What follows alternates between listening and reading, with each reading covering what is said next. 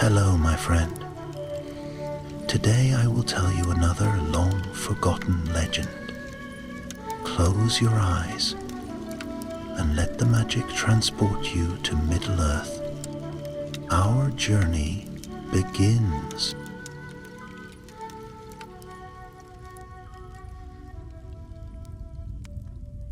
Long ago in the deep shadows of the Third Age, when Sauron still gathered his strength in secret, the forest of Mirkwood stood dark and perilous.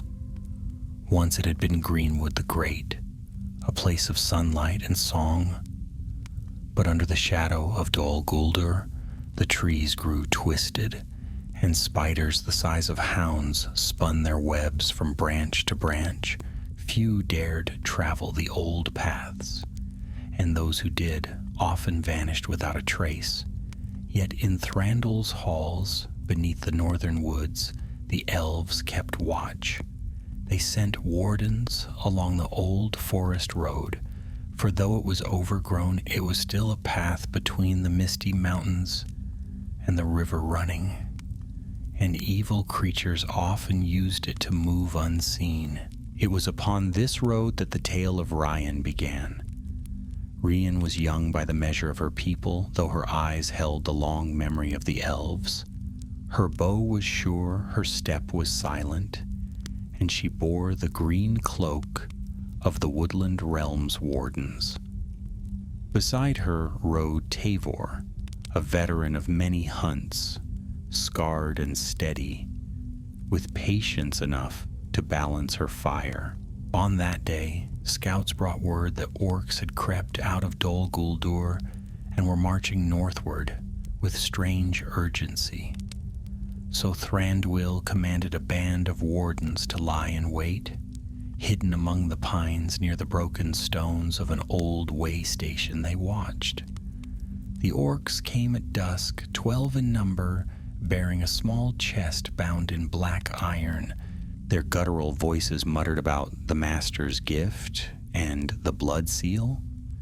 Though they feared the trees themselves, they pressed on, their eyes darting into the shadows. At Tavor's signal, the elves loosed their arrows. Swift and silent, the shafts found their marks. Orcs fell, hissing and shrieking, their foul cries scattering crows into the crimson sky. A few tried to flee, but Rían and the others pursued, blades flashing beneath the boughs. In the clash, Rían faced a hulking orc chief. His axe swung down, shattering stone as she leapt aside. She drew her knife, striking deep beneath his arm. The creature toppled, but in his last strength he lashed out, his jagged blade grazing her forearm. It was but a shallow cut, and she thought little of it until his blackened blood spattered upon the chest that his kin had carried. The chest burst open with a clang, and within lay a small object wrought of black iron. It was no jewel nor weapon, but a flat stamp, like the seal of some forgotten king. Dark runes twisted across its face, and in its center was set a shard of stone, red as a drop of frozen blood. The orc's lifeblood mingled with Rían's own upon the seal, and at once a chill passed through her.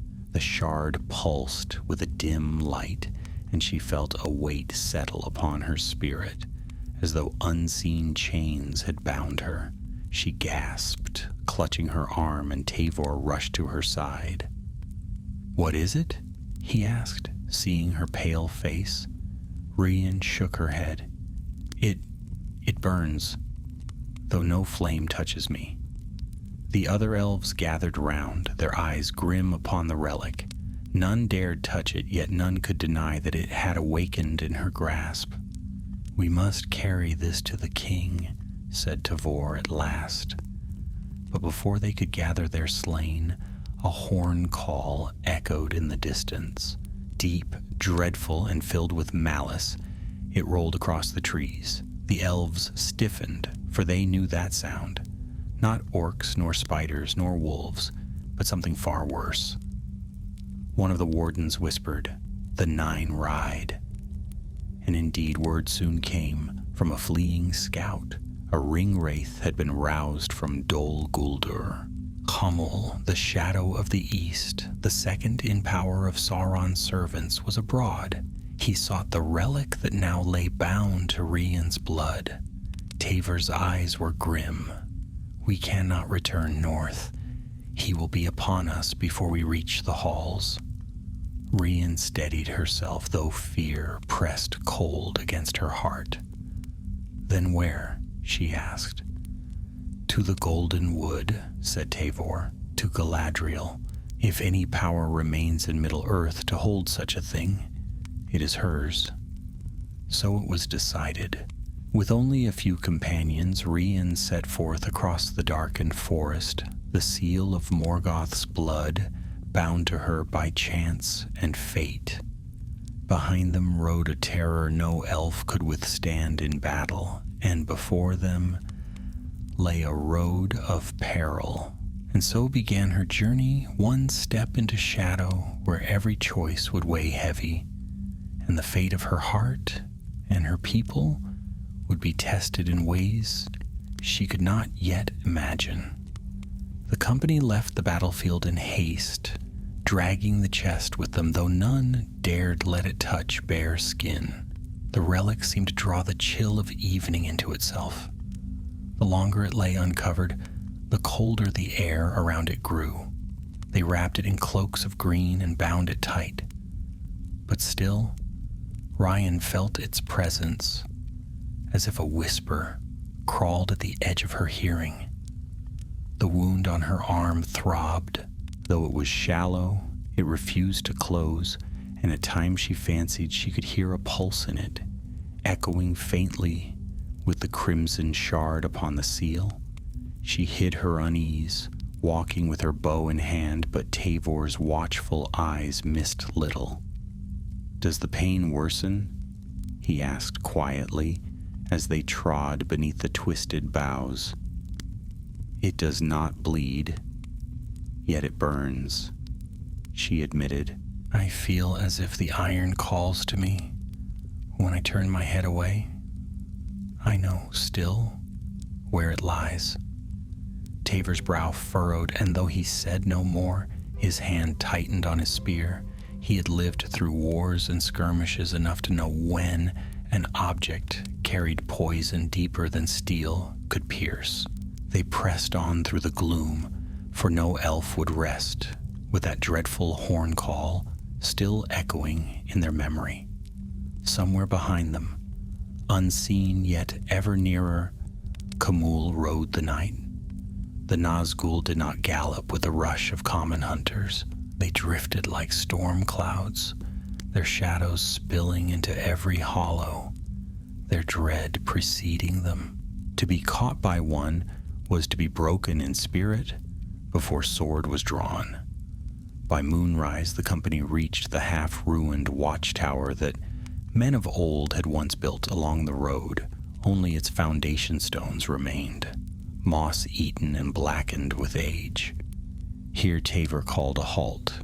"We cannot march till dawn without pause," he said. "The Lady Rían must rest, else her wound will worsen." They kindled a fire no larger than a child's lantern and drew their cloaks about them. Harth, the Beorning guide who had joined them at Thranduil's bidding, kept guard at the edge of the camp. He was a burly man, his beard thick and his eyes quick, and though he mistrusted elves, he bore them no ill will. As Rían sat with her arm bare to the firelight, Harth frowned at the wound. "There is poison in that cut," he muttered. "Not the common venom of orc blades, but something older, like the black touch of the enemy's works." Tavor glanced sharply at him, but Rían only bowed her head. "I can bear it, I must, if the seal is bound to me." Silence fell. The others knew she spoke true. No other hand could now carry the relic without peril. It had chosen its vessel or ensnared her by chance, and that bond could not be broken by will alone. Later, when the others drifted into uneasy sleep, Rían lay awake. The trees creaked overhead. Spiders whispered in their webs. And from far away there came the cry of a wolf. She pressed her hand against her wound and shut her eyes, but then a voice stirred in her mind.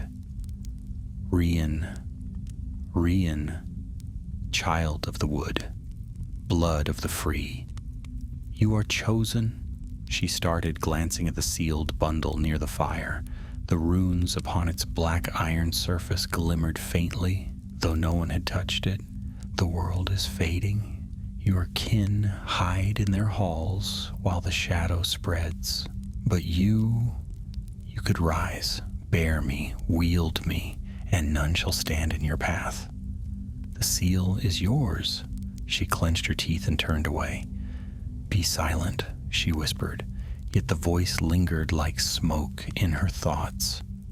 At dawn they set out again. The old forest road wound on, broken and half-buried by roots. No bird sang, and the silence pressed heavily upon them. Twice they saw spiders moving in the branches overhead, their black legs curling, but the beasts dared not attack, while the company kept close. Near midday, the path dipped into a hollow where once a stone bridge had spanned a stream. The bridge had long since collapsed, and the water ran black and sluggish through the reeds. As they descended, a foul stench filled the air. "Orcs!" hissed one of the wardens. And indeed, shapes moved among the reeds, scouts left behind to guard the way. They sprang up with snarls, bows raised. Arrows whistled, striking shields and tree trunks. "Forward!" Taver cried. The elves charged, swift and fierce. Rían loosed her arrows, each finding its mark, but still the orcs pressed them. The battle grew close, blades flashing. In the struggle, Hearth swung his axe with great strength, cleaving one creature in two, but another leapt upon him, driving a knife into his side. He bellowed and struck it down, but staggered, blood running freely. Rían fought her way to him, her heart pounding. "Hearth, hold fast." The Bjorning gritted his teeth. "Go, do not tarry for me. The shadow rides close, can you not feel it?" And indeed, as the orcs fell, the forest grew still, and a heavy gloom settled over the hollow. From the west came the sound of hooves, slow, deliberate, drawing nearer with every beat. "No time," Taver said. He seized Rían's arm. "We must flee." But Hearth shook his head. His face was pale, yet his eyes burned. "I will not be taken by the wraith. Go! I will hold them." He snatched up his axe once more, planting himself upon the ruined bridge. Already shadows coiled along the path. The company hesitated, torn between loyalty and dread, but Hearth roared, "Go!" With grief, they obeyed. Rían looked back only once, seeing him stand tall against the dark, axe raised high. Then the mists swallowed him, and she heard no more. The company fled through the trees, their feet hardly touching the ground, driven by terror. Behind them the hoofbeats grew louder, echoing like drums in the night. Rían felt the seal burning at her side, its whispers swelling, until she thought her mind would break. "Do not flee," it murmured. "Turn, claim me, and the shadow will bow before you." She pressed her hands over her ears, though the voice came from within. Yet even in her fear, a spark of defiance stirred. She would not yield, not to this relic, nor to the wraith that sought it. At last, as the day waned, they stumbled into a clearing where the ground was dotted with small huts of woven reeds. Birds darted through the air, and the scent of herbs filled the breeze. From one hut stepped a brown-clad figure, his beard tangled, his staff crooked, his eyes deep with both wisdom and forgetfulness. It was Radagast the Brown, the Wizard of Rosgobel. "Ah," he said, peering at them with mild surprise. "Guests? And bearing something most foul, if my nose does not deceive me." The company dropped to their knees, weary and desperate, for though the Nazgul hunted them, they had found at last a hope of counsel. Radagast led them quickly into his dwelling. The huts of Rosgobel looked small and simple, but they were scattered around a larger hall of timber, half hidden under ivy and vines. Birds flew freely through the rafters, and the smell of earth and leaves was everywhere, as though the forest itself had crept inside. "Set her down there," he said, pointing to a bench carved from oak. His voice, though gentle, carried a tone that demanded obedience. Rían tried to protest. "I am not so weak." "You are," Radagast said firmly, not unkindly. "The wound binds you to something no elf should bear. Show me." Reluctantly, she stretched out her arm. Radagast bent close, peering at the cut with eyes sharper than his muddled manner suggested. His fingers brushed the skin, and Rían flinched at the heat that leapt from the wound. "Yes," Radagast murmured. "The seal has tasted your blood. That is enough. It clings to you now as ivy clings to stone. Dangerous, dangerous indeed." Tavor stood beside him. "Is there no way to sever it?" Radagast shook his head. "Not here. Not by my arts. The seal is older than Dol Guldur, older even than Sauron's first rising. It is touched by Morgoth's hand, and such things endure. Only one of greater power than I could break its claim." He turned, and his eyes, usually mild and dreamy, glinted with sudden sharpness. "The Lady of Lorien may, perhaps." The company exchanged uneasy looks. To reach Lorien, they would need to cross half of Mirkwood and then the wide river Anduin, and all the while the Nazgul would be on their heels. Rían sat upright. "Then we go to her. We cannot linger." "You are right," Radagast said softly. "But haste alone will not save you. The 9 hound like wolves, and this one, Khamûl, is swift to sense blood and fear. If you carry the seal openly, he will find you. You must travel unseen." He went to a chest by the hearth and rummaged among herbs, feathers, and odd bits of bone. At last he drew out a bundle of dried leaves bound with red string. He crushed them in his hands, releasing a pungent smoke. "Breathe this. It will cloud the trail of the seal for a time. Not forever, but perhaps long enough to win you a night's peace." The elves obeyed, breathing the sharp, stinging smoke. Rían felt the burning in her wound ease a little, as though a veil had been drawn across the whispering voice within her mind. She sighed, relieved, though she knew the respite would not last. As they made ready to depart, Radagast caught her hand. "Child," he said gently, "do not listen to it. That seal speaks with many tongues, but all of them are lies. It will promise you strength, glory, even mercy, but its root is only hunger. Remember that?"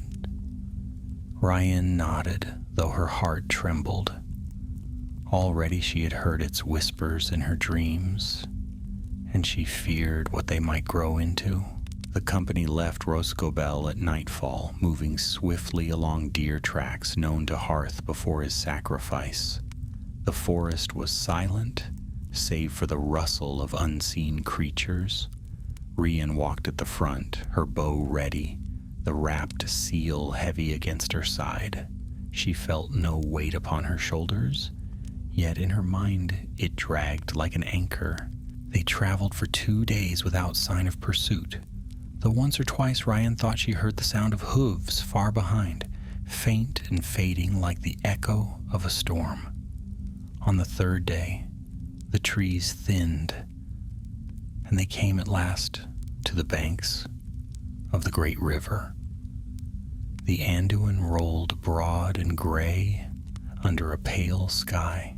Its waters foamed around broken rocks, and the far shore rose steep and green with the first hills that led to Lórien. Tavor frowned. "We need rafts. The ford lies miles to the north, and there the enemy will surely watch." As they debated, Rían felt a sudden coldness upon her neck. She turned and froze. A figure stood among the trees behind them, tall, shrouded in black, with no face save a pale gleam beneath the hood. In one gloved hand he held a long, thin sword. In the other, nothing, yet the air itself seemed to recoil from his presence. Khamûl had found them. Fear crashed over the company like a wave. One of the wardens dropped his bow, trembling. Tavor raised his spear, though his hands shook. Rían felt her knees weaken, her breath stolen from her chest. It was as though every shadow in the forest had leaned close to whisper, "Yield." The Nazgul's voice rang hollow and terrible. "Give me the seal." Rían's hand clenched on the bundle at her side. Her wound flared with heat, and the whisper within her rose like a shout. "Yes, give me. Place me in his hand, and you shall be free." No more fear, no more pain. For an instant she nearly obeyed. The weight of the Wraith's will pressed so heavily upon her that surrender seemed the only escape.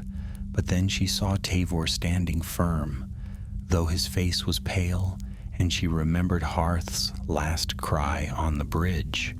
To yield now would make their sacrifice for nothing. "No," she said, though her voice shook. The Wraith glided forward. The horses of the wardens reared and bolted, birds scattered into the air. The Nazgul lifted his sword, pointing it at her heart. Tavor stepped between them. "Run, Rían," he shouted. "Take the seal and run." But Rían could not run. The Wraith's gaze bound her as surely as iron chains. Her breath came shallow, and the voice in her mind screamed louder. She felt her fingers moving, almost against her will, loosening the cloth around the seal. Then, in desperation, she did the only thing she could think of. She snatched the relic from its wrappings and thrust it forward. The seal blazed crimson, its shard glowing like a live coal. The runes seared against Khamûl's gauntlet as he reached for it. He recoiled with a hiss, his sword dropping for an instant. The ground shook with his fury, and the trees bent as if before a storm. Tavor seized her arm. Now. They fled to the riverbank, the seal still burning in her grasp. Behind them, the Nazgul shrieked, a cry so piercing it seemed to tear the very air. Orcs poured from the trees, answering the call, their eyes gleaming with malice. "Rafts!" Tavor cried. "Cut logs, anything that floats!" The elves hewed with their knives, lashing timbers together with desperate speed. Arrows hissed past them, some striking the water, others thudding into bark. Rían loosed her own shafts, striking down orc after orc, though her hands trembled.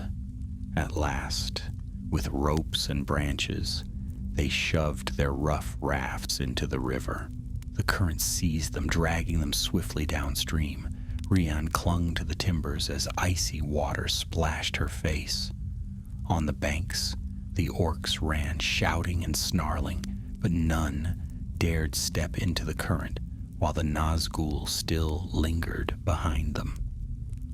Khamul watched from the shore, his shadow stretching long across the water. His sword rose once more, pointing after them, and his voice carried over the rushing river. "You cannot flee me. The seal is mine. You are mine." Rían turned her face away, clutching the relic to her chest. She did not answer, though her heart quailed, for she knew that he spoke true in part. The wraith would not cease until one of them lay broken. The river bore them on, past bending willows and tall reeds, further and further from Mirkwood's gloom. Yet though the distance grew, the memory of that shriek and that burning gaze would never fade. And as night fell, Rían realized with dread that the seal had changed. Where once its whispers had been faint, now they echoed louder, clearer, as if pleased by what had passed. "Yes, bearer, you struck him. You wounded the shadow. Together we are strong. Claim me, and no wraith shall master you. Claim me." She closed her eyes, willing the voice away, but it remained coiled like a serpent in her mind. And though the river carried her toward Lorien, she knew the journey had only grown darker. The river carried them swiftly southward, past the tangled banks where reeds whispered and willows leaned their boughs toward the water. The current was strong, pulling their rough-hewn rafts apart until each rider had to cling tightly, paddling with broken branches to stay close. The cold spray stung their faces, and more than once Rían feared she would be swept beneath, yet none dared stop or slow. Behind them, even though the gloom of Mirkwood lay far upstream, they could still feel the wraith's presence, like a weight pressing against their backs. The orcs had not followed them into the water, but that did not mean they had given up. Smoke rose in the distance where torches gathered, and harsh cries echoed faintly across the night. The hunters had not abandoned their prey. They had only changed their path. "They'll keep to the banks," Taver said grimly, splashing water from his eyes. "We cannot rest until we reach the eaves of the Golden Wood. Perhaps there the enemy's courage will falter." Rían hugged the bundle at her chest, the seal wrapped in cloak and leather cord. Still she felt its pulse against her skin. In the roar of the river she heard its whisper louder than ever. "Do you see? They fear us." Even the wraith recoiled. "You and I together, child of the wood. None can stand against us." She pressed the cloak tighter, refusing to listen, yet the words clung like burrs in her thoughts. Hours passed. The stars wheeled slowly overhead, veiled at times by drifting clouds. The warden's arms ached from steering, and the rafts creaked dangerously. But at last the current eased, spreading into a wide reach where the river ran smoother and slower. The moon shone pale across the water, and the far shore glimmered with silver mist. "There," said one of the wardens, pointing, "the Nath of Lorien. Do you see the Maloran trees?" Rían lifted her gaze. Yes, there, faintly glowing in the moonlight, stood tall trunks, smoother and fairer than any oak or pine. Their leaves shimmered like gold even beneath the night sky, and their high crowns swayed as if stirred by an unseen wind. Hope stirred in her heart, but before relief could take hold, a sharp cry rang out from the northern bank. A line of orcs burst from the trees, running swift and low. They carried long spears and black bows, their torches flaring. "Faster," Taver urged, "to the eastern shore. Quickly!" They bent themselves to the paddles, driving the rafts toward the far bank. Arrows hissed from the shadows. One struck the wood beside Rían's hand, quivering with deadly force. Another splashed into the river, vanishing in the current. The elves loosed their own shafts in return, swift and sure, and 2 of the orcs fell, shrieking.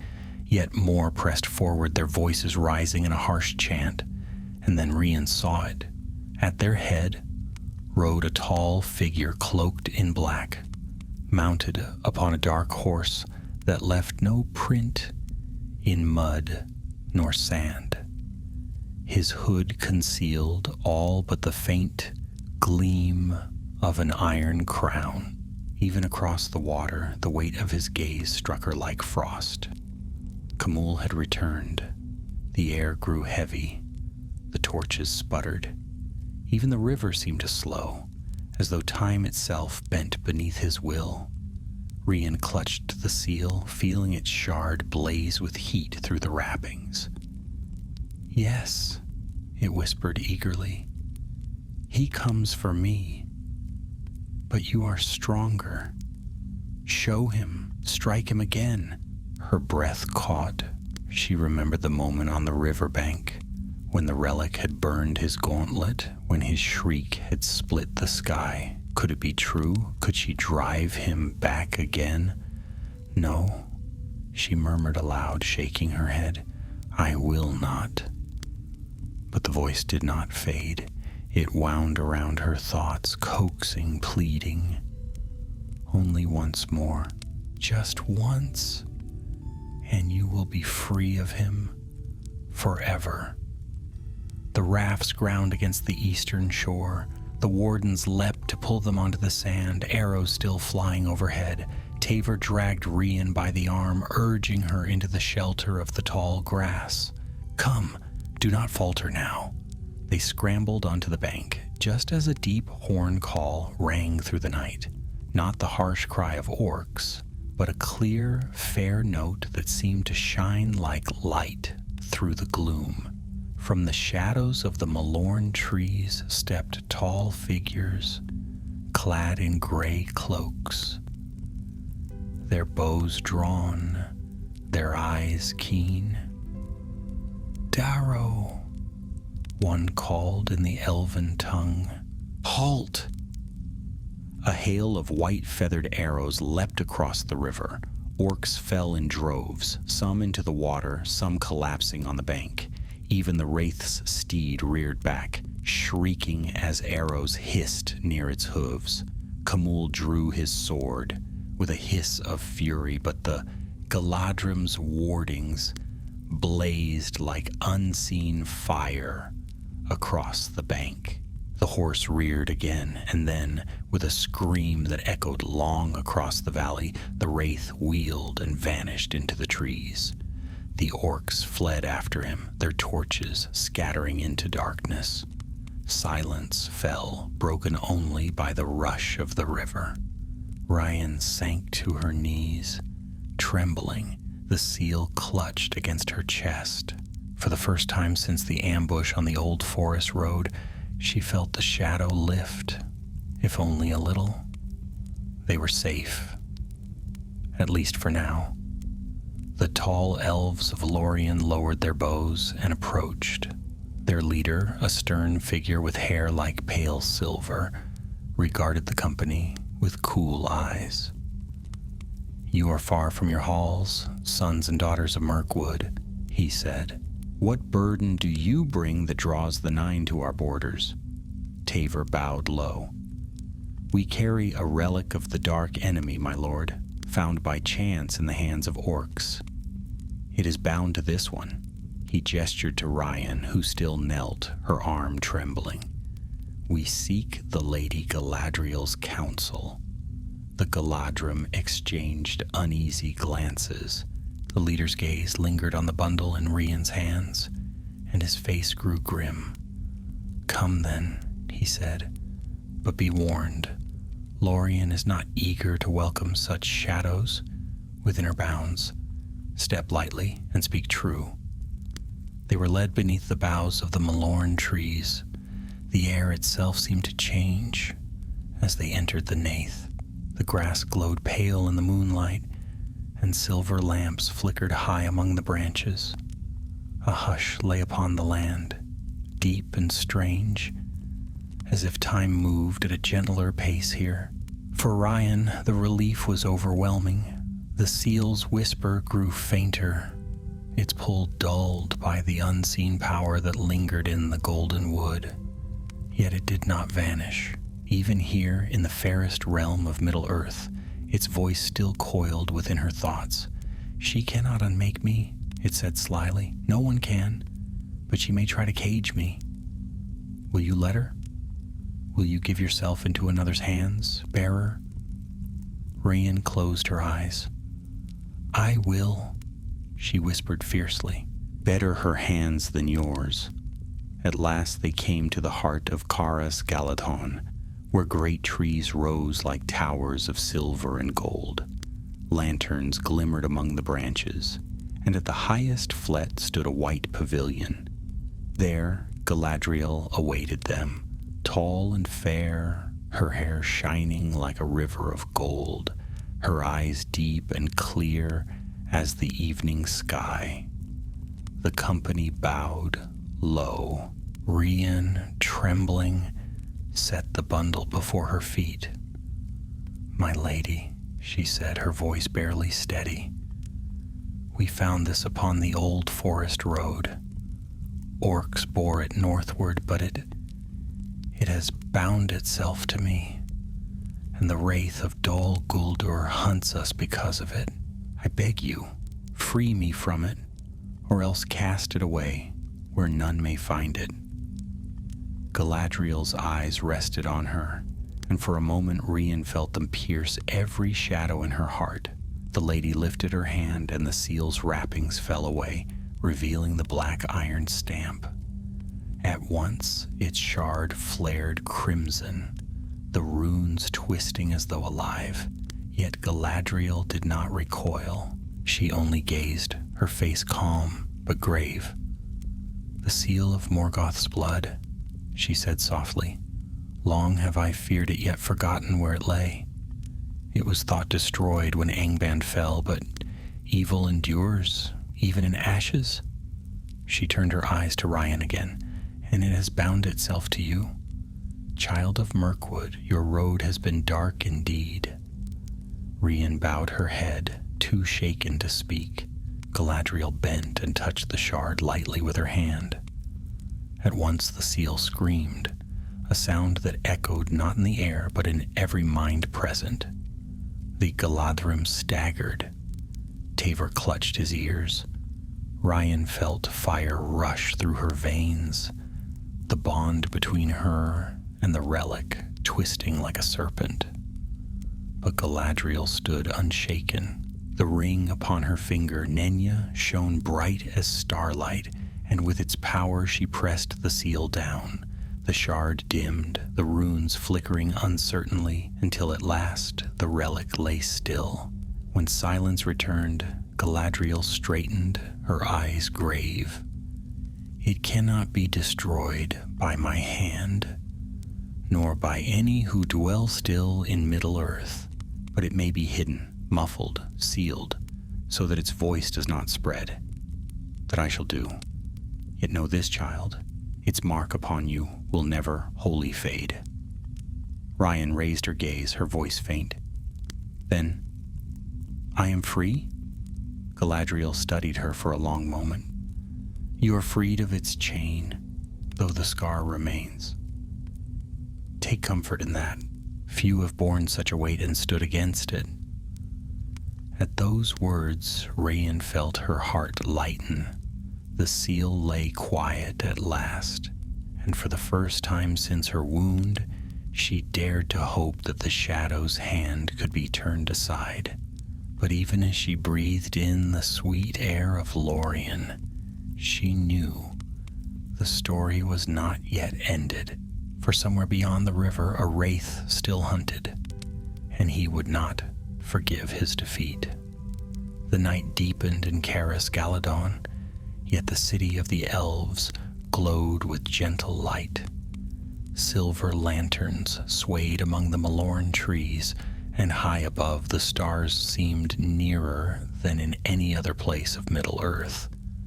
Still, though her body should have found peace, Rían could not rest.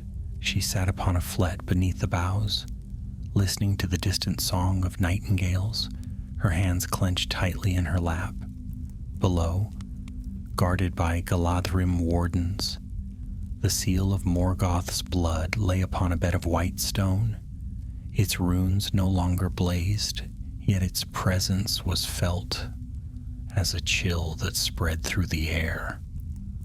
The Galadhrim kept their distance, though none spoke of fear. They simply watched in silence, as though in the presence of a coiled serpent. At length, Galadriel herself came, descending the winding stair from her high pavilion. She moved as though the ground rose to meet her, her white gown flowing like water, her hair catching every gleam of light. When she reached Rían, she spoke softly, as though to a child troubled by a nightmare. "Sleep will not come to you tonight, I think." Rían rose quickly, bowing. "My lady, no. The wound burns still, though you pressed the seal into silence." Galadriel studied her face. "Not all scars may be healed, child of the wood. Some must be borne, yet do not despair. Even scars may teach us strength." Her gaze turned to the seal upon the stone. "But this relic cannot remain so near to the heart of my land. Its malice will gnaw at the roots of the Malorn, and in time even the golden wood would sicken." "What then will you do with it?" Rían asked hesitantly. Galadriel did not answer at once. She walked to the white stone and lifted her hand above the seal. At once, the runes flared red, faintly at first, then brighter, straining as if to resist her presence. A low hum filled the air, echoing through the very wood around them. Galadriel's eyes shone, and the ring of adamant upon her finger blazed with cold light. "Here beneath Lorien's streams it shall be buried," she said at last, "wrapped in wardings of water and stone where the enemy's hand cannot reach. It will not be destroyed, for that lies beyond the power of my people, but it will be muffled, and its call will fade." Rían swallowed hard. "And if it wakes again?" Galadriel turned her gaze upon her, and Rían felt as though all the shadows of her heart were laid bare. "Then perhaps you, who bore it thus far without falling, may stand against it once more, for the fate of such relics is never wholly severed from the one who carried them." Rían's breath caught. "Then I am not free." "You are freer than you were," Galadriel replied gently. "That must be enough." Before dawn, the Lady of Lorien called her wardens and set about the sealing. They carried the relic to a glade where a silver stream flowed over white pebbles. The water shimmered with moonlight, though no moon was seen, for the power of Nenya lay upon it. Galadriel stood at the water's edge, her hands lifted. Her voice rose in words that few understood, an ancient tongue from before the making of the sun. The Galadrim bowed their heads. The air stirred, and the water brightened until it glowed with silver fire. Rían watched in awe as the seal was lowered into the stream. At once, the water hissed and darkened, steam rising where the relic touched it. The runes blazed, twisting wildly, the shard pulsing like a heart torn from flesh. A dreadful cry rose, not aloud, but in every mind, as though Morgoth himself raged from some far-off abyss. The elves faltered, some clutching their ears. Rían stumbled, clutching her wound, for it burned like molten iron. But Galadriel stood unmoved, her hand outstretched, her voice steady. She called the stream, and the water rose like living glass, folding around the seal. Stone shifted beneath the ground, swallowing it deeper, burying it beneath layer after layer until it vanished from sight. At last the water stilled, running clear once more, as if no shadow had ever touched it. The glade fell silent. "It is done," Galadriel said, lowering her hand. She looked pale, though her eyes still shone bright. "It will trouble the golden wood no longer." The Galadrim released their breath, relief softening their faces. Yet Rían still felt the throb in her scar, faint but unyielding. She pressed her hand to it and whispered, "Thank you." Galadriel turned to her. "You have done well, Rían. Few could have borne this burden, but know that your trial is not ended. The enemy does not forget such wounds. Khamûl will seek again for what he lost, and he will not forgive that you defied him." Rían nodded, though fear stirred in her chest. She remembered the cold fire of his gaze, the shriek that had split the riverbank.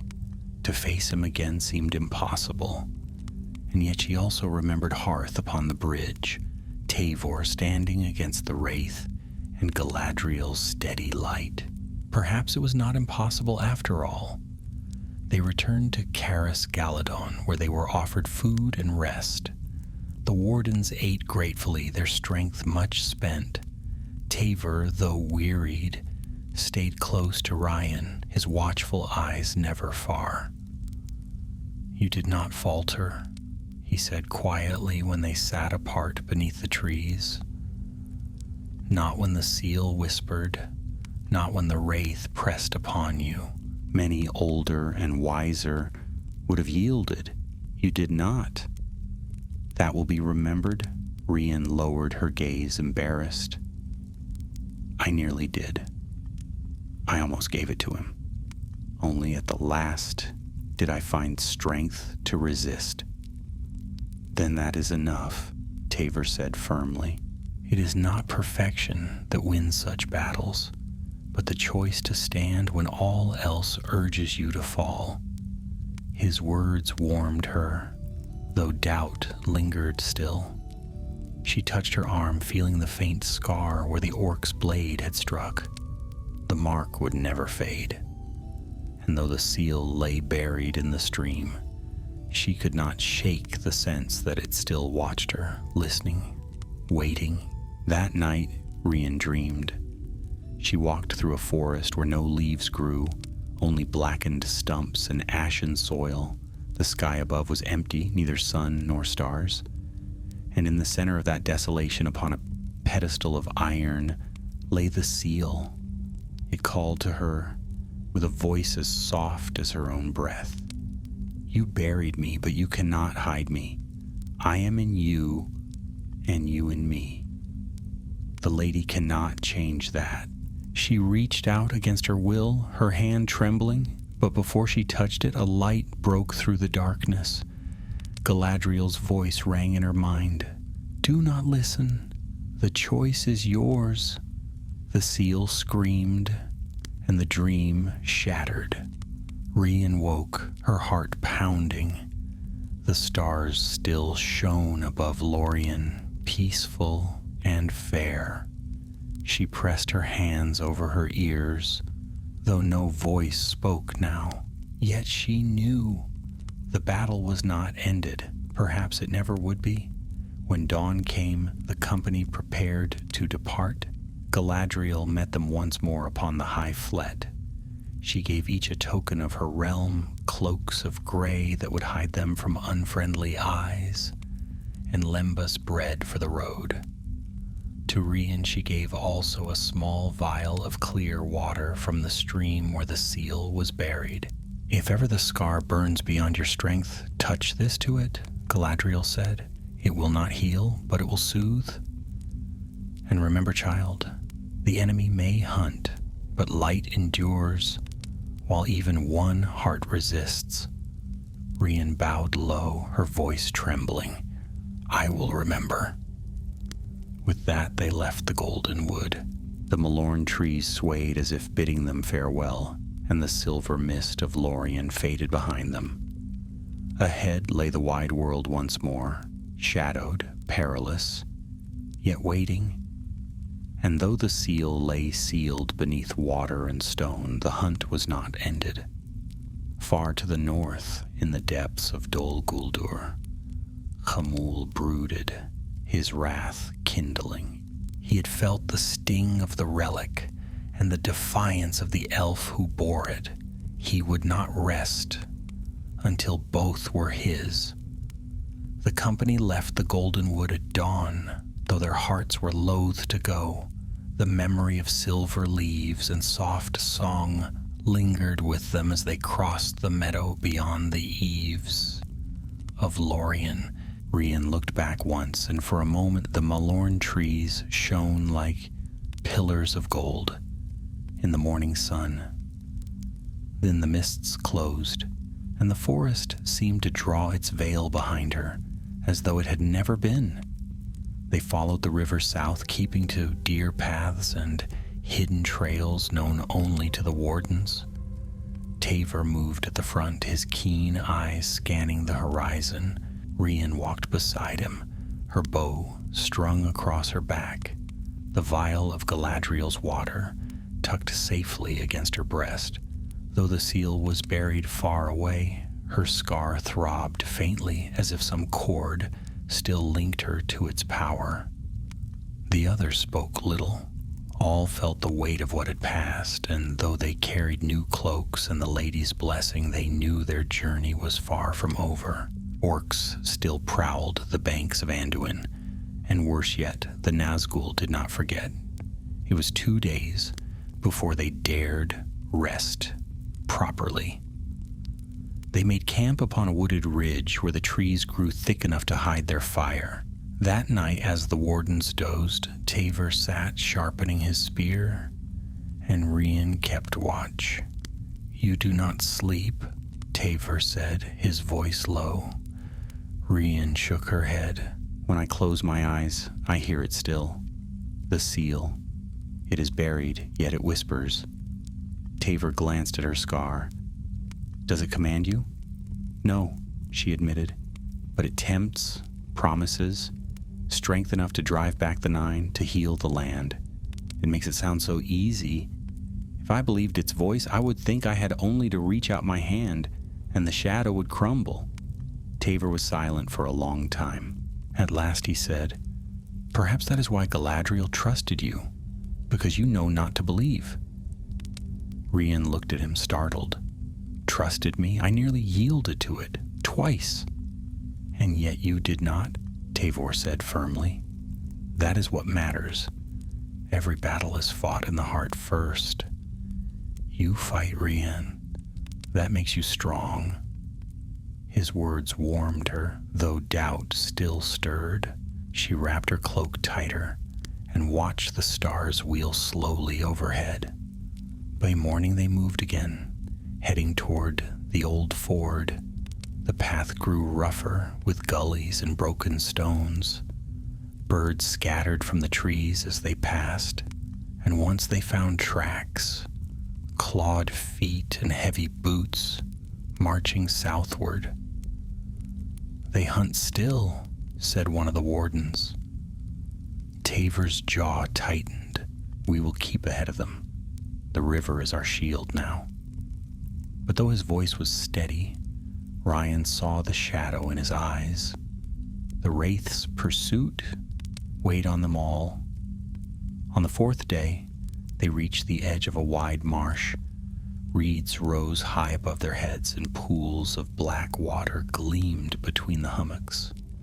Mist drifted low, veiling the ground. "We must cross here," Tavor said. "To circle would take 3 days, and we cannot spare them." So they set out into the marsh. The ground sucked at their boots, and more than once a warden sank to his knees before being pulled free. Insects whined around them, and unseen things stirred beneath the water. The air grew heavy and foul, filled with the stench of rot. By noon, they reached a small island of firmer earth and paused to rest. The reeds whispered around them, swaying, though no wind blew. Then Rían froze. She felt it first as a shiver in her scar, a burning that flared without warning. The hairs on her neck prickled. She rose swiftly, bow in hand. Something comes. Tavor straightened at once. The wardens formed a ring, weapons ready. From the mist came a low hiss, followed by the splash of feet in shallow water. Shapes loomed among the reeds, orcs, their eyes glinting red, their spears tipped with black iron. "They have tracked us," one of the elves cried. The orcs charged, their snarls echoing through the marsh. The wardens loosed arrows, and several fell, but more pushed forward. Rían drew and fired swiftly, her shafts finding throats and eyes, yet the enemy pressed closer, their numbers greater than expected. In the midst of the clash, a deeper shadow stirred in the mist. A horse's neigh rang out, high and shrill, and a cold wind swept the reeds flat. Ryan's heart clenched. She knew that presence even before she saw him. Khamûl rode forth, black-cloaked, his sword gleaming with a pale fire. The orcs fell back before him, forming a line at his sides. His voice rang hollow across the marsh. "Bearer," he said, though his words were not heard with ears but in the mind. "You thought to hide the seal from me, but you cannot. It calls, and I hear." Rían's scar blazed. She staggered, clutching her arm, the pain like molten fire. The wraith's gaze fixed upon her, and her will faltered. For a moment she saw herself falling to her knees, offering her hands, surrendering. "No," Tavor shouted, placing himself before her. He raised his spear. "She is not yours." Khamûl's horse reared, and the wraith laughed, a sound colder than ice. With one stroke he swept Tavor aside. The elf fell into the mud, his spear broken. Rían cried out, rushing to his side. The orcs surged forward, but the wardens met them fiercely. Arrows hissed, blades rang, yet the true peril stood before her, tall and unyielding. "Bearer," Khamûl said again, "you cannot resist me. The seal is mine. Give it." Rían clutched the vial Galadriel had given her. The scar burned so fiercely she thought her arm might burst. Desperate, she uncorked the vial and poured the silver water upon her wound. At once, a coolness spread through her flesh. The pain lessened, the whispering voice of the seal dulled. Light gleamed faintly around her arm. The wraith hissed, recoiling as though struck. "The lady's trickery," he snarled. Rían rose, her bow in hand. Though her knees trembled, she faced him. "You will not have it. Not while I breathe." Khamûl's voice thundered. "Then you will not breathe long." He raised his sword, but before the blow could fall, horns rang out across the marsh, clear and strong elven horns. From the reeds to the east came a troop of Galadrim, their gray cloaks gleaming with mist. They loosed a hail of arrows, and orcs fell shrieking. The wraith's horse reared again, shrieking, struck by shafts of silver feather.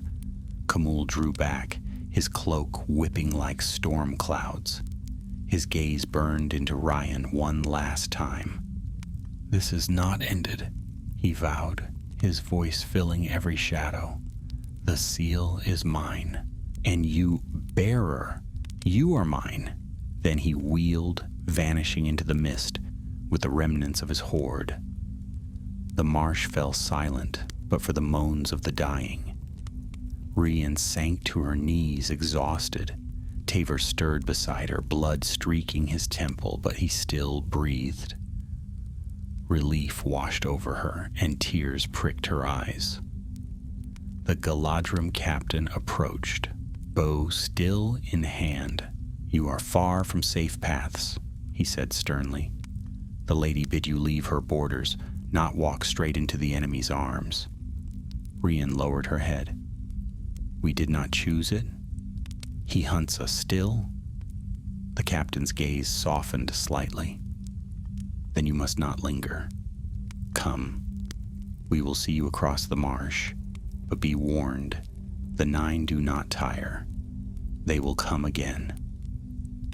Rían helped Tavor to his feet. Her scar still ached, but the vial's cool touch lingered. She thought of Galadriel's words, "Light endures, while even one heart resists." And though her heart quailed, she whispered to herself, "I will not yield." The marshland lay behind them at last, though it had cost them dearly. The Galadrim guided Rían's company through hidden causeways that wound like veins of stone through the reeds. By dusk, they had reached firmer ground, where the Anduin shimmered faintly in the distance. The wardens of Lorien left them there, for their duty was to guard the borders of their own land. Yet before they departed, the captain turned to Rían and spoke gravely. "You must take care, daughter of Mirkwood. The Wraith marked you, and his hunt will not cease. Do not walk alone in shadow, nor stray where his voice may reach you. You carry a scar that binds you to peril." Rían bowed her head. "I will remember, and I thank you for your aid." The Galadrim bowed in turn, their gray cloaks swaying, and melted into the trees until not a leaf stirred where they had stood. Silence fell. The company set camp among low willows, building no fire. Tavor lay upon his bedroll, pale but recovering. Rían sat beside him, tending the wound at his temple. She worked gently, binding it with clean linen, though her own arm still ached. "You should rest," Tavor said, his voice rough. "So should you," Rían replied with a small smile. "And yet here we are." He chuckled weakly. "Stubborn, the both of us. Perhaps that is why we still draw breath." Her smile faded. "We nearly didn't. If not for the Galadrim." She trailed off, remembering the shriek of the Nazgul's steed, the way Khamul's gaze had pierced her to the marrow. Tavor touched her hand lightly. "Do not let fear master you. He is mighty, yes, but not invincible. You saw it yourself. The seal burned him, and Galadriel's water turned aside his hand. That proves he can be opposed." Rían hesitated. "But at what cost? Hearth fell, others may yet. How many lives will be taken because of this wound upon me?" "Not because of you," Tavor said firmly. "Because of him? Do not take his guilt upon yourself." His words comforted her more than she let show. She finished the binding and sat back, wrapping her cloak about her shoulders. Above them the stars glittered bright and cold, yet even their beauty could not banish the dread that lingered in her heart. The next day they followed the river south, moving swiftly. The land changed as they went. The dark forests of Mirkwood lay far behind, and now the grasslands of the Anduin Vale stretched wide, dotted with thickets and broken ruins of ancient days. The river itself was their guide, ever flowing, silver and strong. But peace did not follow them. Twice they saw signs of pursuit, blackened footprints in the mud, scraps of torn banners bearing Sauron's eye, and once the distant cry of a fell beast overhead. Each time they hid among the reeds until the sound faded, and each time Rían's scar burned hot, as if warning her. By the third night, weariness pressed heavily upon them. They camped in the shelter of an old stone wall, the remains of some forgotten watchtower. Rían lay awake, listening to the murmur of the river. The others slept, even Tavor, his breathing deep and steady. Yet she could not close her eyes, for the voice had returned. "Bearer, why do you run? Why do you hide? The seal is gone, yes, but its mark is in you. You are already mine." She pressed her hands to her ears, though she knew it was useless. Why fight? Think? With my power you could strike him down. You would not need to flee, nor see your friends fall. One touch, one word, and the wraith would kneel. Would that not be mercy for all? Her heart raced. She remembered Khamul's shriek when the seal had burned him, the way he had faltered. For an instant, the thought of wielding such strength stirred in her. To end the hunt, to end the fear, it was tempting. But she remembered also Galadriel's voice. All its tongues are lies. "No," she whispered fiercely. "I will not be your vessel."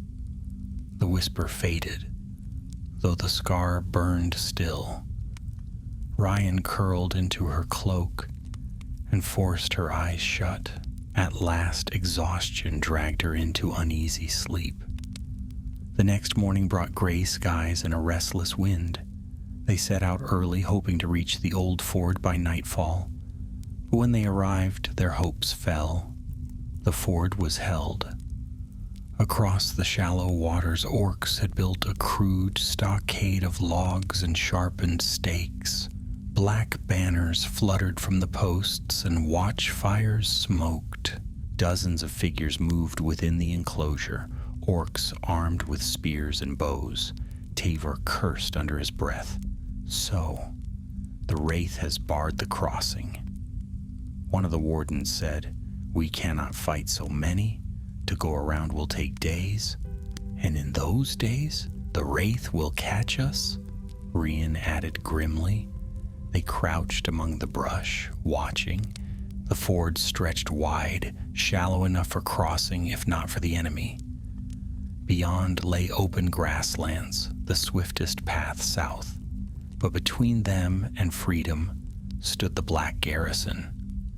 As they debated, Rían felt her scar flare once more. Her hand clenched around her arm and her breath caught. She knew at once the wraith was near. "Hide!" she hissed. "He comes!" The company scattered into the thickets just as the sound of hooves thundered across the plain. Khamul rode into view, his black steed snorting steam, his cloak whipping in the wind. The orcs fell silent at once, bowing low.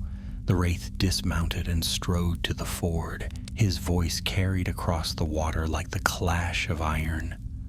"Watch well. She is near. The bearer walks these lands. Do not fail me again." The orcs howled their obedience. Rían's heart pounded. He was so close, close enough that she could see the pale glint beneath his hood. The scar on her arm burned like fire. For a moment she feared he would turn and look straight into her hiding place. But his gaze swept the river, and then he mounted again.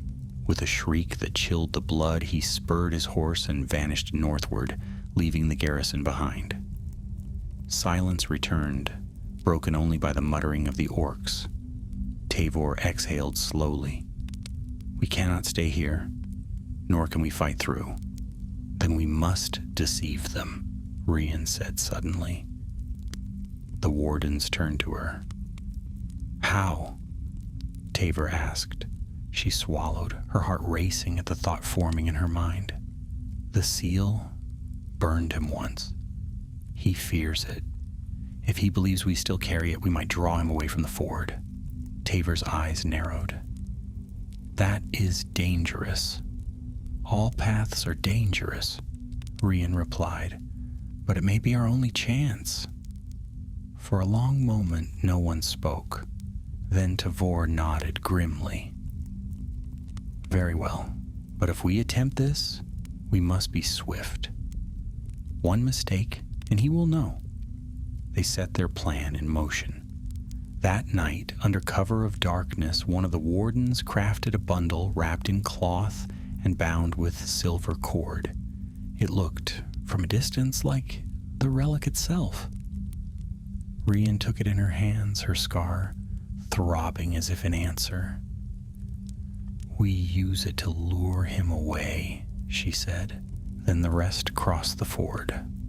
I will draw him as far as I can." Tavor's hand gripped her shoulder. "Not alone. If you go, I go with you." She met his eyes, and for the first time in days, she felt steadier. "Then we go together." They waited until the moon rose high. Then, with the false bundle in hand, Rían and Tavor slipped from the thickets, running eastward along the riverbank. Behind them, the other wardens crouched in silence, ready to seize their chance. It was a gamble, a desperate ruse. But as Rían ran, the scar burned hotter, as though the wraith himself had felt her step into the open. Somewhere in the night, a shriek echoed, high, cold, and terrible. Khamûl had taken the bait. The shriek split the night like a blade. Rían stumbled as the sound tore through her, freezing the marrow of her bones. The false bundle in her hand seemed to grow heavier, as though it pulled her down toward the earth. But Tavor caught her arm and pulled her forward. "Run," he urged. "We must lead him far from the ford." They sprinted along the riverbank, the reeds whipping against their cloaks. Behind them, the thudding of hooves grew louder, swift, inexorable, like the beating of a giant's heart. Rían dared not look back, but the burning in her scar told her the wraith was upon them. Tavor veered toward a copse of trees that stood close to the water. They plunged into the shadows, branches clawing at their faces. The horse thundered behind, closer, closer. Then suddenly the ground opened into a glade, and there he was. Khamûl rode into the clearing, his black cloak billowing, his pale crown glinting faintly beneath the hood. He halted his steed and turned his face toward them. Though no eyes could be seen, Rían felt his gaze strike her like a spear. Her knees weakened and she nearly fell. "Bearer," the voice rasped, filling the glade, filling her mind. "You run, yet you cannot flee. The seal is mine. Hand it to me." Rían clutched the bundle tighter, her heart pounding. The scar flared hot, as if mocking her, urging her to surrender. Tavor stepped before her, his spear in hand. His voice rang firm, though his face was pale. "You shall not have her." The wraith's hollow laugh rolled across the clearing. "Elf, you think to bar me? You are dust. You are nothing." He spurred his horse forward, but Tavor thrust his spear. The point gleamed, catching the faint starlight, and for a moment the wraith drew back. His steed screamed, rearing. "Now!" Tavor cried. Rían drew her bow, loosing an arrow straight at the hooded figure. The shaft passed through cloak and shadow, vanishing into the darkness. No cry came, no wound was shown. The wraith only hissed, raising his sword, its pale flame flickering. "Foolish child," he said. "You think wood and feather can harm me?" He advanced again, and this time Tavor's spear shattered beneath the stroke of his blade. The elf stumbled back, his arm bleeding. "No!" Rían cried, raising the bundle high. "Stay back!" The wraith halted. The horse's eyes flared red, its nostrils steaming. Khamûl's gaze fixed upon the bundle. "The seal?" His voice trembled with hunger, with rage. "Give it to me." Rían's scar throbbed, and for an instant she almost believed it was true, almost believed she held the real relic in her hands. The whisper in her mind swelled. "Yes, give me. end this flight, end this fear. Her arms shook. She wanted only to drop it, to rid herself of the weight. But then she remembered Galadriel's words, soft yet strong. Light endures, while even one heart resists. No, she whispered, never. The wraith shrieked, a sound that made the trees tremble. He lunged from his saddle, hand outstretched. Rían flung the bundle into the river. At once the current seized it, sweeping it away. The cloth tore, and the empty wrappings spun across the water. No iron gleamed within. The wraith froze. For a heartbeat, silence hung. Then his scream shattered the air, louder, more terrible than before. His fury struck like a storm. "You dare!" His voice shook the ground. "You trick me!" He wheeled his sword toward Rían, his cloak whipping like thunderclouds. She stumbled back, her bow slipping from her hands. Tavor lunged to shield her, but he was thrown aside by the sheer force of the wraith's wrath. Cold fire closed around her, a suffocating shadow. Her scar burned, white, hot, as if it would consume her whole.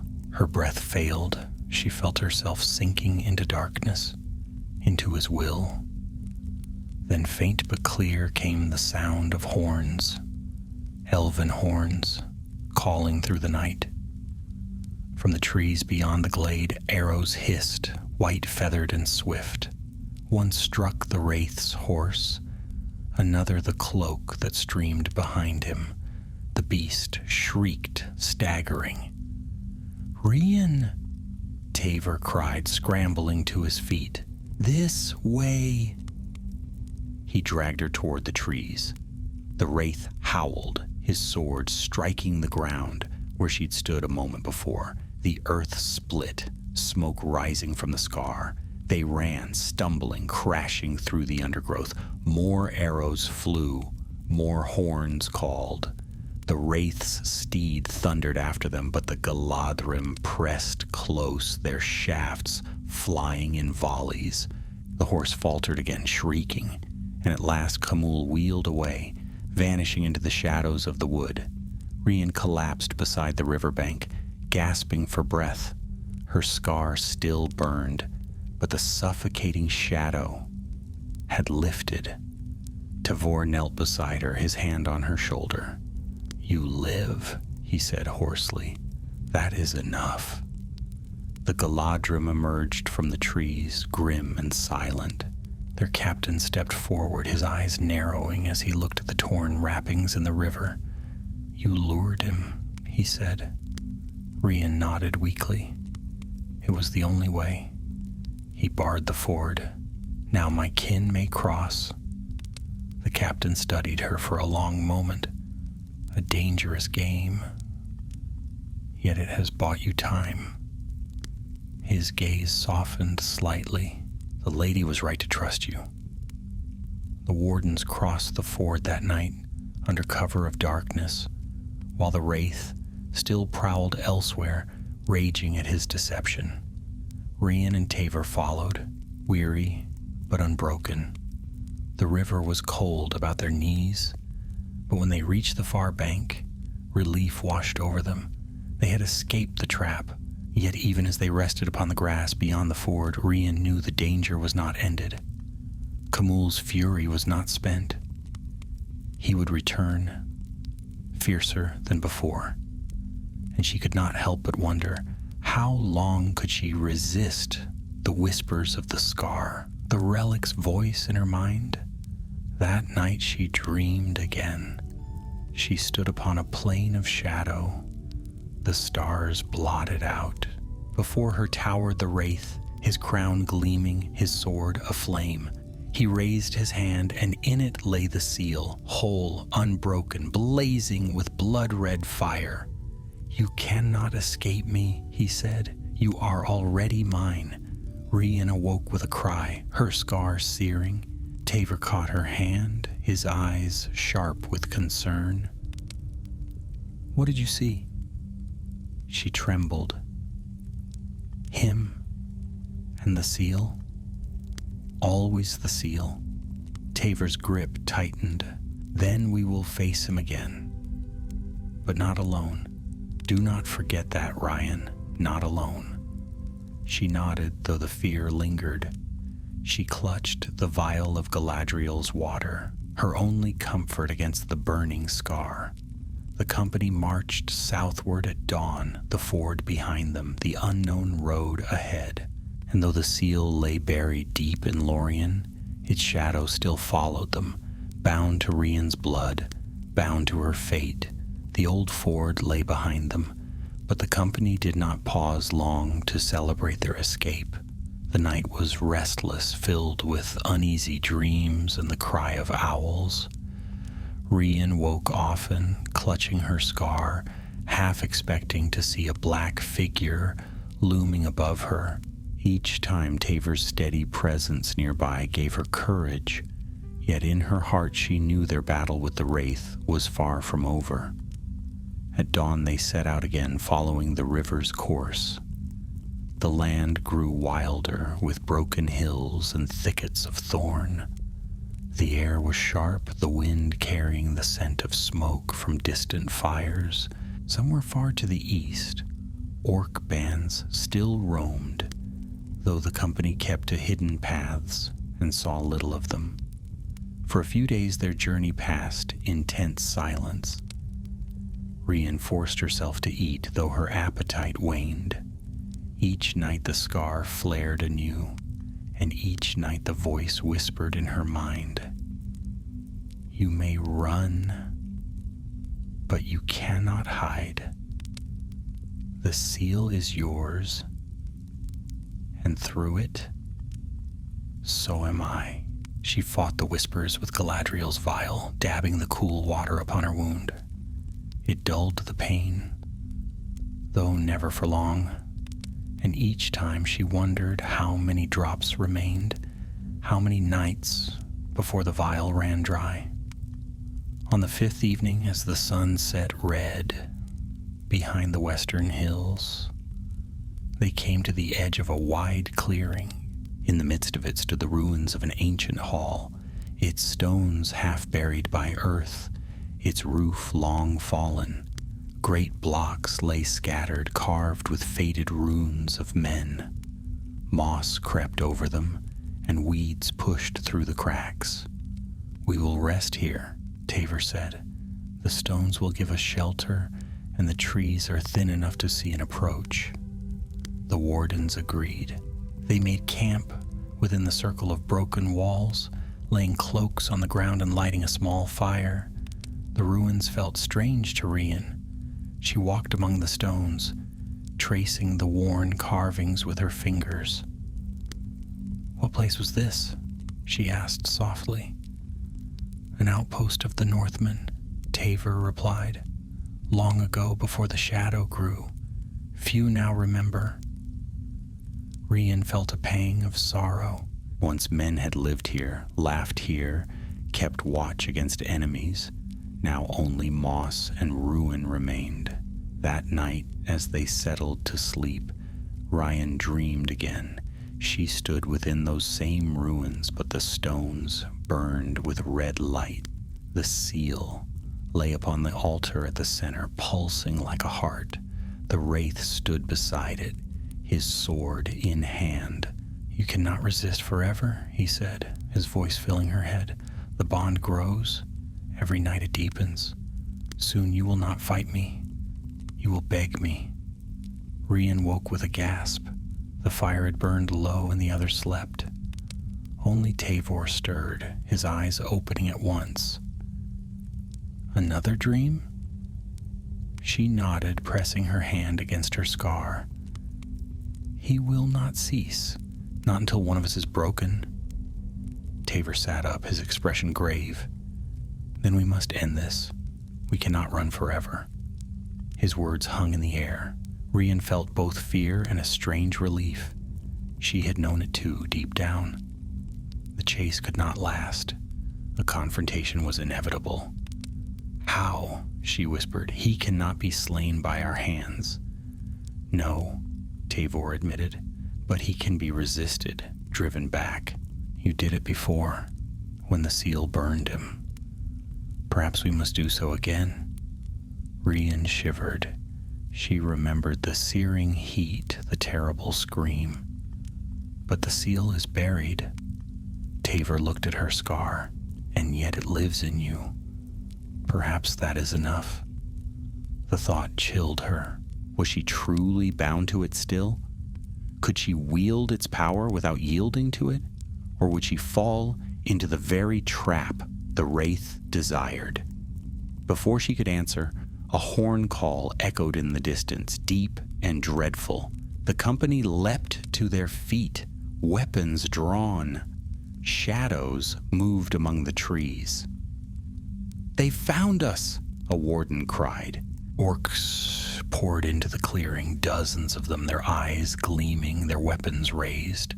The company formed a circle, their bows singing, their blades flashing. The ruins rang with the clash of steel and the shrieks of the fallen. But then, as the orcs pressed harder, a greater shadow fell across the clearing. Rían's scar flared white-hot. She turned, and there he was. Khamûl stepped into the ruin, tall and terrible, his sword blazing pale. The orcs drew back at once, bowing. His voice filled the air. "Bearer, at last." The wardens faltered. Fear struck them like a blow, their hands trembling. One dropped his sword and fled, vanishing into the trees. Another sank to his knees, unable to move. Rían's breath caught. The scar burned so fiercely she thought she might faint. She clutched the vial, but even Galadriel's water seemed powerless now. Tavor grasped her hand. "Rían, listen to me. You are stronger than he is. You must believe that." She shook her head. I Remember Galadriel's words. He pressed. "Light endures." Khamûl advanced, his cloak streaming like smoke. "You cannot resist," he said.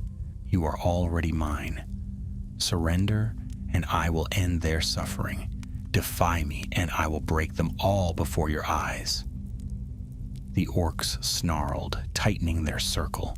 The wardens fought on desperately, but they were outnumbered. Rían's heart pounded. Her scar burned.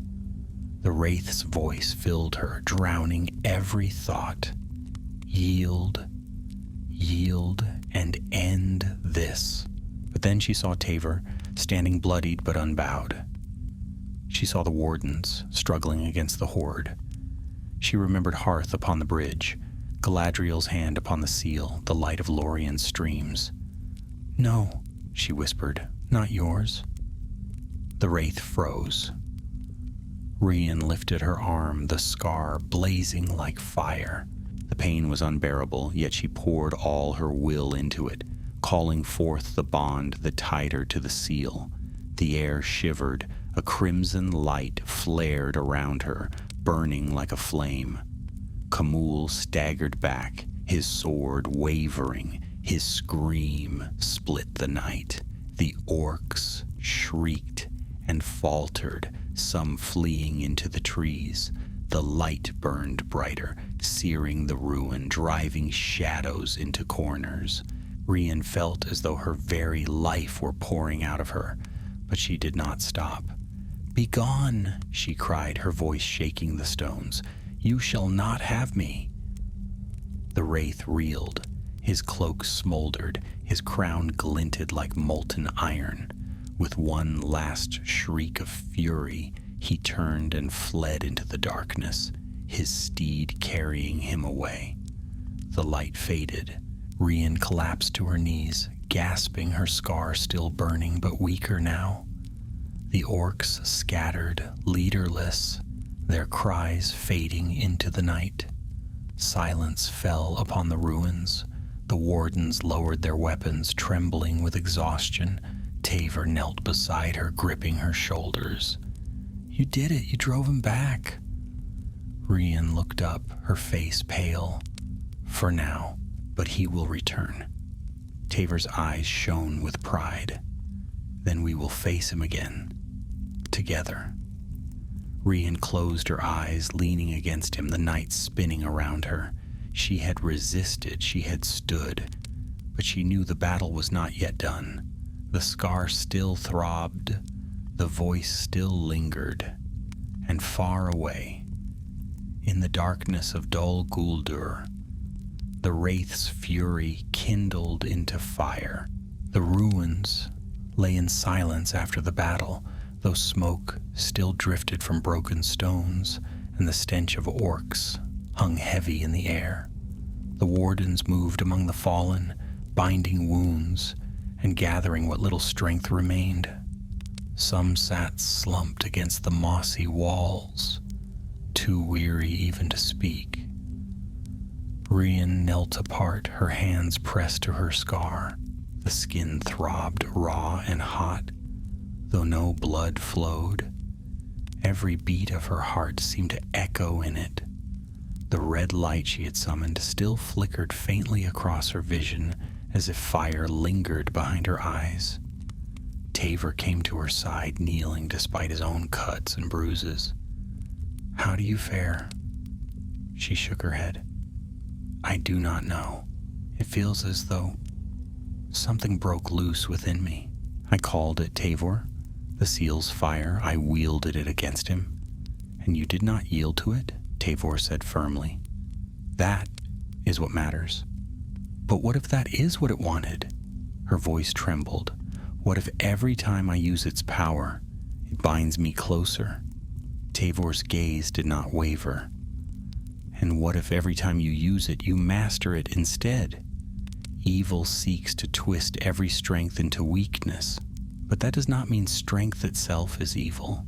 His words gave her pause. She wanted to believe him. Yet deep inside she felt the whisper stir again. "Yes, you cannot deny me. You are mine already." She clenched her fist. "If this is mastery, it feels like walking a knife's edge." Tavor placed a steady hand on her shoulder. "Then we will walk it together." The wardens gathered around them at dawn. Their numbers were fewer than when they set out, their faces grim. One had fled the battle, and another lay dead among the stones. Yet those who remained looked to Rían with new eyes, some with fear, others with a strange respect. "You burned him," one murmured. "You drove the wraith away." Rían lowered her head. "For a moment, nothing more." But the seed of hope had been planted, and she felt the weight of their expectation. That day they left the ruins and struck south again, keeping close to the river. The land grew rougher with steep banks and tangled woods. Twice they were forced to hide from patrolling bands of orcs. Yet no sign of the wraith returned, though the scar burned often as though warning her. On the third night after the battle, they reached the eaves of a wild forest.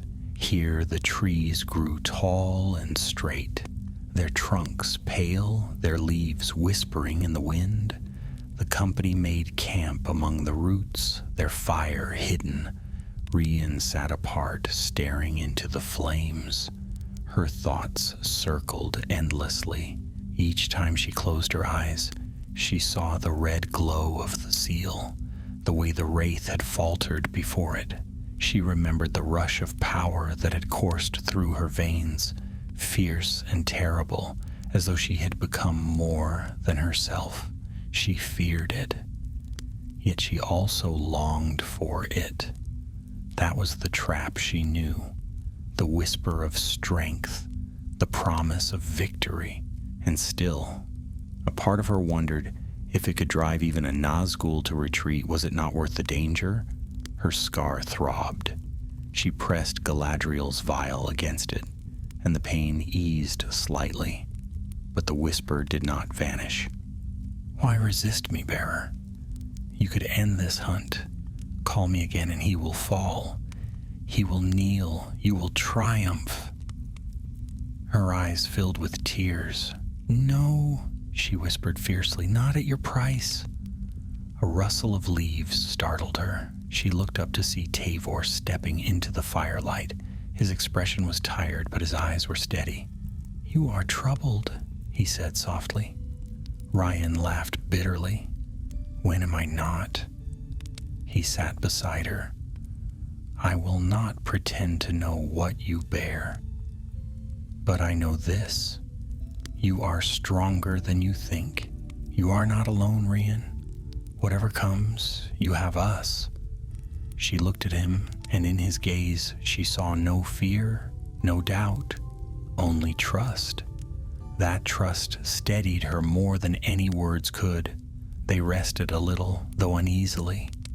At dawn they prepared to move again, but before they could depart, a horn blast shattered the stillness, deep and dreadful echoing through the trees.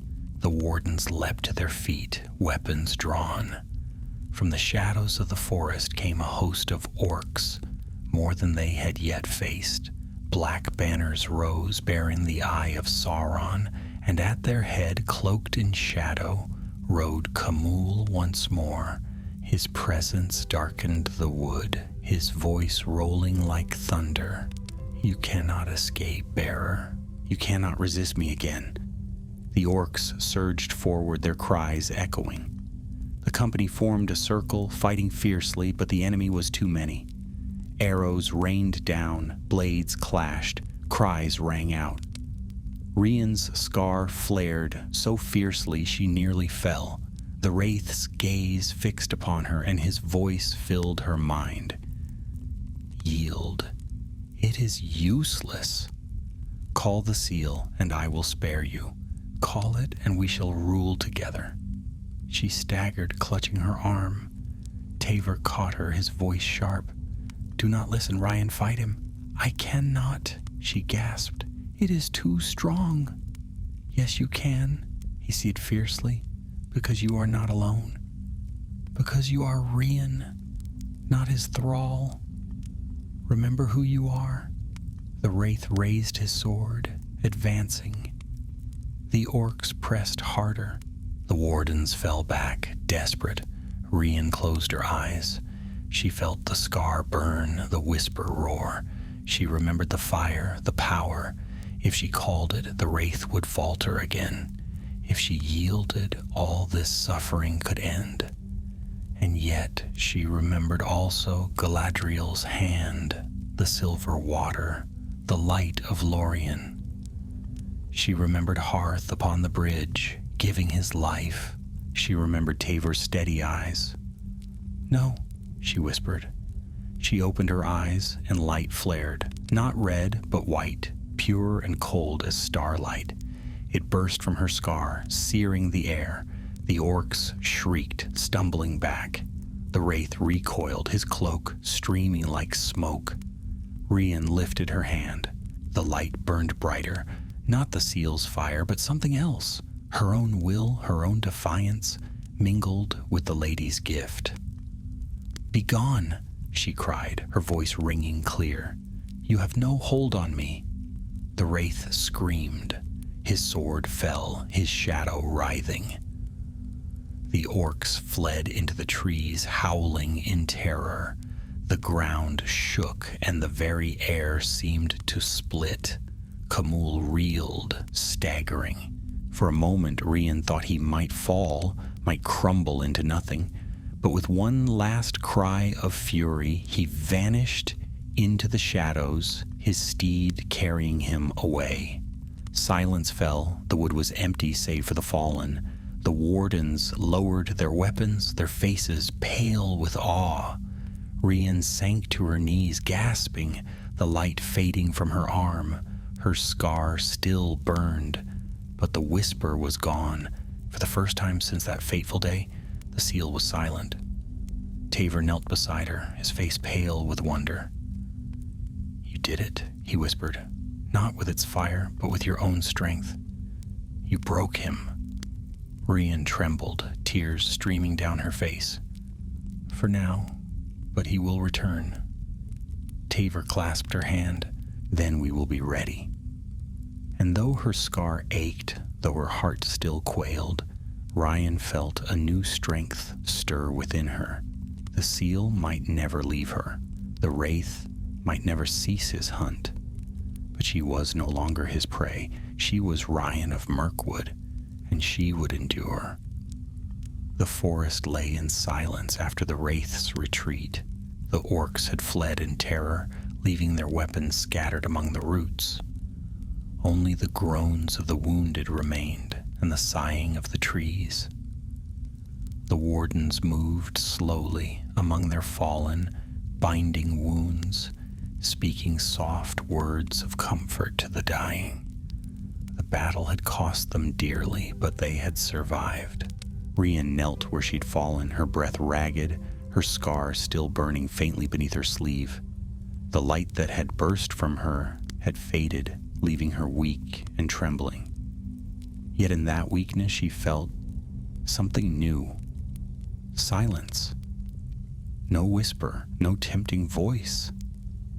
The seal's call had always been there, a murmur beneath her thoughts, but now it was gone. Taver came to her side, leaning heavily on his broken spear. His brow was smeared with blood, yet his eyes shone with quiet pride. "Do you feel it?" he asked. Rían nodded slowly. "It is quiet, truly quiet for the first time." Taver smiled faintly. "You drove him back not with its power, but with your own. Perhaps that silence is your reward." Rían's throat tightened.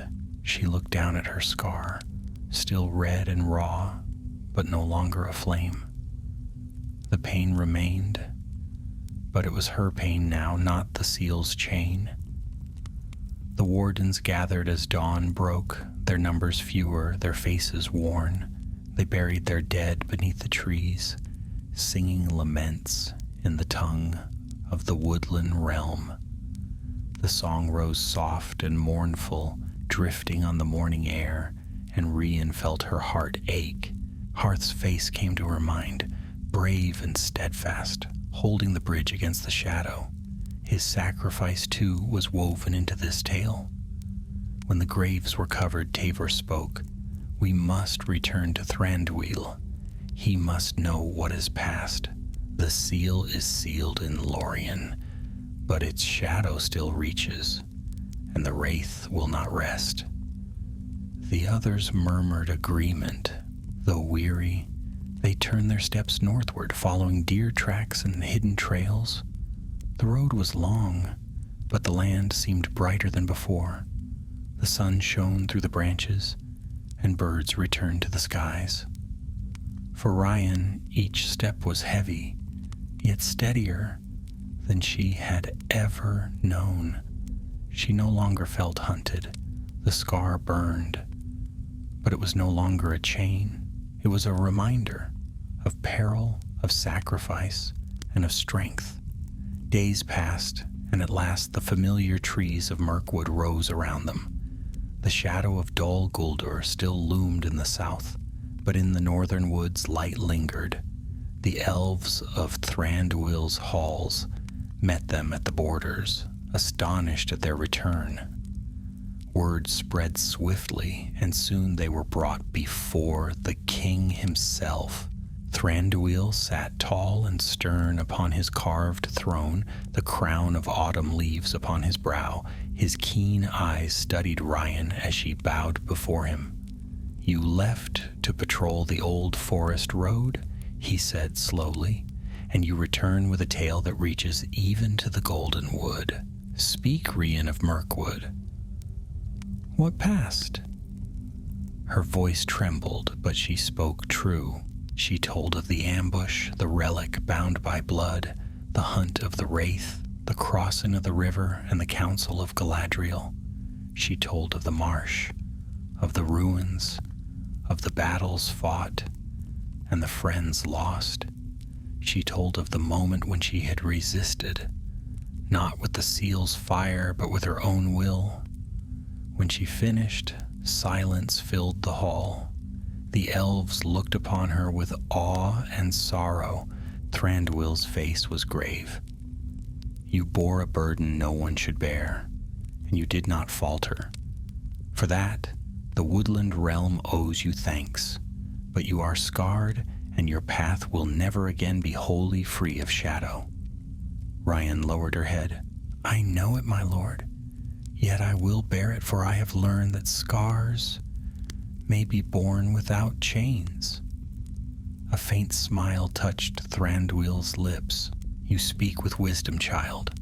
You shall rest now and heal, and when you are ready, the realm will need wardens such as you. The hall murmured in assent. Rían felt her heart swell, not with pride, but with quiet relief. She had feared judgment, but she had found only acceptance. Later, when the hall was emptied, she walked alone among the trees. The stars shone bright above, and the leaves whispered softly in the wind. She pressed her hand to her scar, feeling its steady throb. The whisper was gone, yet she knew the shadow of the seal still lingered in Middle-earth. Buried in Lorien's streams, it slept. But evil did not perish easily. One day it might stir again, but when that day came, she would be ready. She thought of Hearth, of Tavor, of Galadriel's eyes shining like starlight. She thought of the light she had found within herself, brighter than the seal's flame. That light was hers, and no wraith could claim it. The forest sighed, and she lifted her face to the stars. For the first time since her wound, she smiled. Let him come, she whispered. Let the shadow hunt. I am Rían of Mirkwood. I will not yield. And so her tale came to its end, not with the seal's destruction, for such evils could not yet be unmade, but with its silence buried deep. The wraith's hunt was broken, though his wrath still smoldered in the dark. But in the woodland realm, hope endured.